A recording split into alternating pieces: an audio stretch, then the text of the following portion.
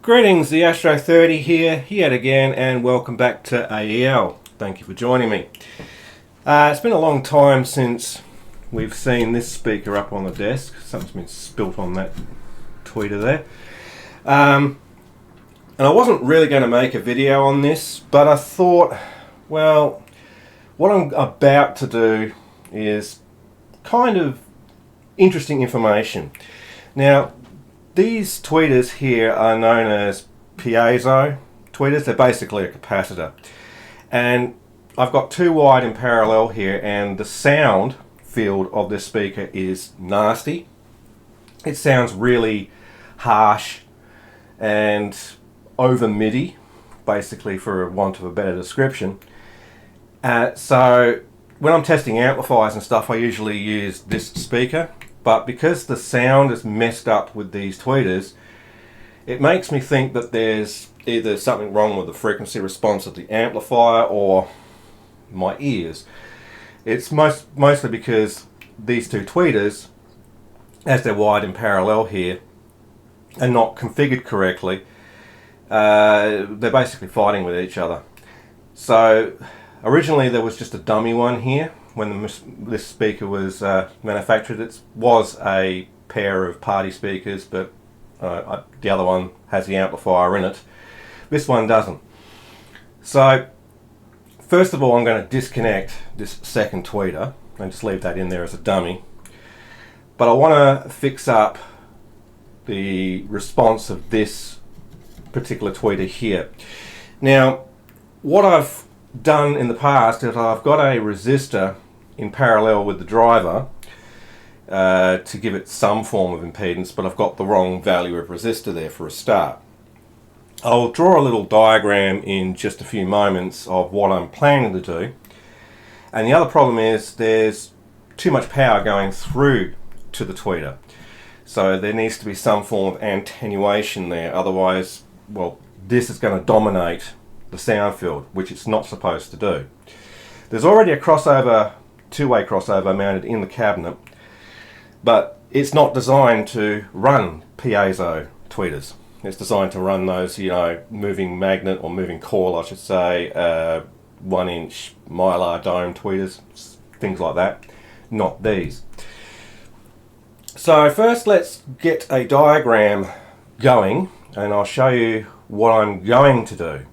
So here's what we've got so far. We've got our crossover, okay, and we've got the input signal coming in from the amplifier. That's T, that's B for the bass driver. So we've got some passive circuitry here and filtering going on that crossover board, and the B drives the bass driver or woofer, which is an 8 ohm driver, and we got the tweeter line coming out into 2, which is not the correct symbol for piezos, by the way, but got 2 piezo tweeters in parallel with a resistor, which I think is 12 ohm or something like that.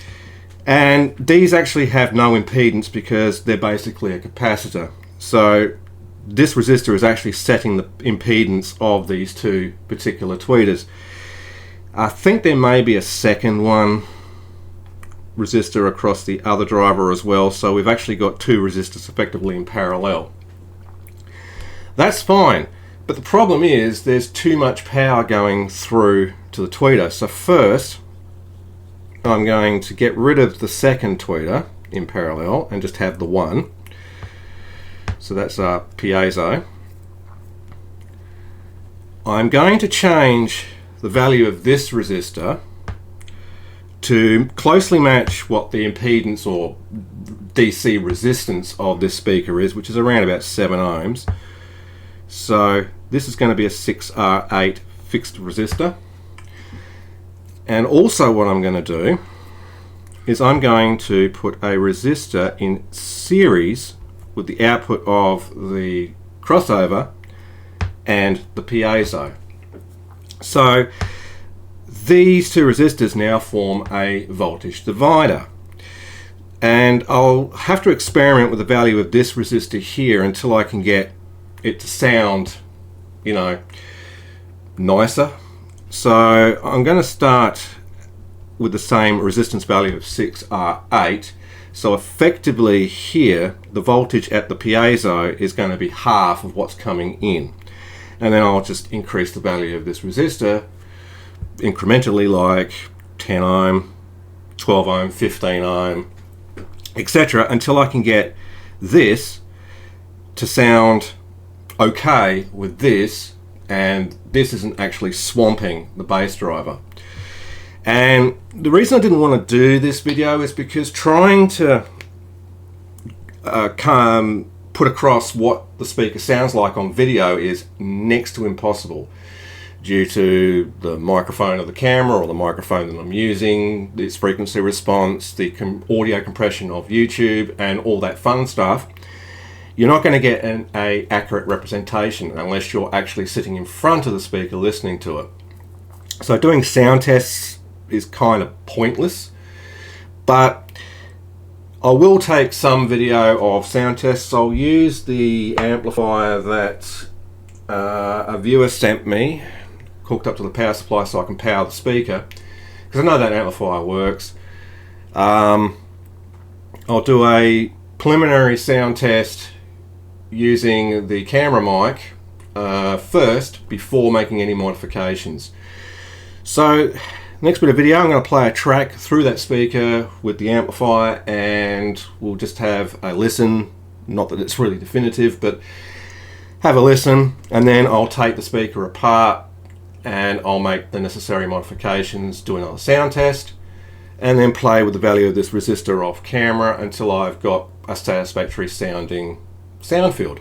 So let's get started.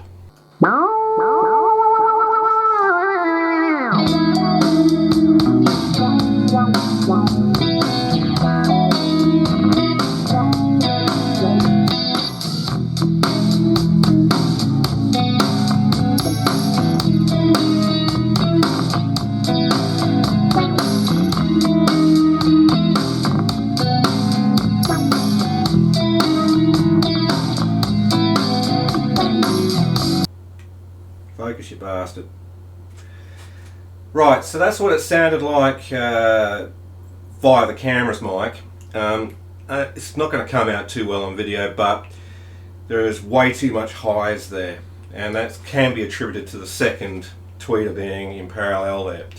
So I'm going to get this back up on the desk, and I'm going to, well, first pull that second piezo out, and I'm going to disconnect it altogether. I'll pull the first one out and just have a look at what I've done in there, because I can't actually remember. Okay, so I'm actually doing it across the other side of the room, so I might have to talk a little bit louder so the mic can pick me up. So this is the first driver, and it looks like I've got a 15 ohm across it. I'll just disconnect that connection there. Yeah, 15 ohm. Alright. Lucky I used spade terminals. No soldering required. And this one also has a 15 ohm across it. See there, 15 ohm? So effectively I've got 7.5 ohms there, which should be okay. But, alright, what I need to do is, because I've got 7.5 ohms total resistance with both drivers here, I might try just sticking a series resistor in first, rather than mess about with disconnecting all this, because this goes down to the crossover. I'd have to disconnect it.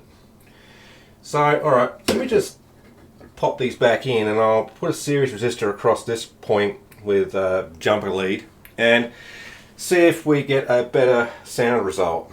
I've just realised that's not going to work because the other resistor on the other tweeter is not going to be in parallel with this one, because the series is going between here and here, but the other resistor is going back to the crossover. So yeah, okay, I'll go back to my original idea. I'll change this to a 6.8 ohm. I'll disconnect the other tweeter and be done with it, and then put a series resistance in series with this and see if we can attenuate it a bit better. I don't know what I was thinking. It's too early in the morning.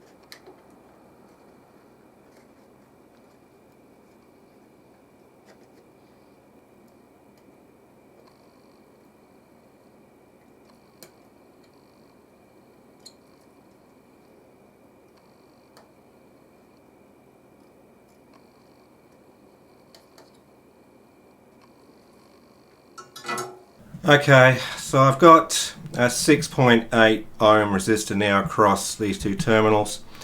I was trying to unsolder the old resistor, but it was just melting this terminal point and separating it from it internally, which I didn't want it to do.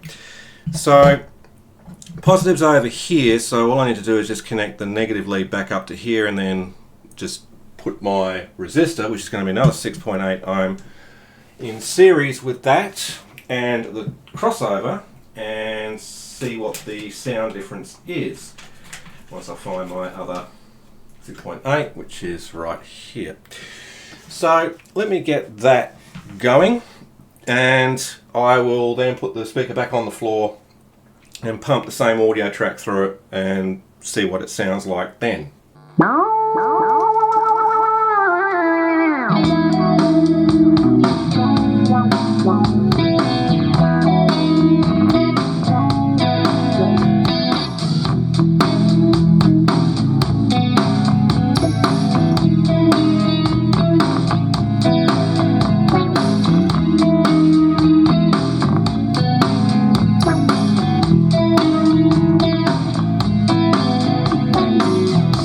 I must admit that sounds quite a lot better. It does sound a little bit muddy now on the bass, probably because the crossover point is slightly wrong, but without the second tweeter installed it sounds reasonably alright. And I've just confirmed by putting my ear up to it that this tweeter still works. There's quite a bit of buzzing going on with the amplifier, but that's fine. That's just the audio setup of the leads and stuff. So I wish I had a 2.2 ohm resistor, 5 watt, that I could put in there. I don't, but I think, well, I think 6.8 ohm is going to be the deal. So what I'll do is I'll make that more permanent.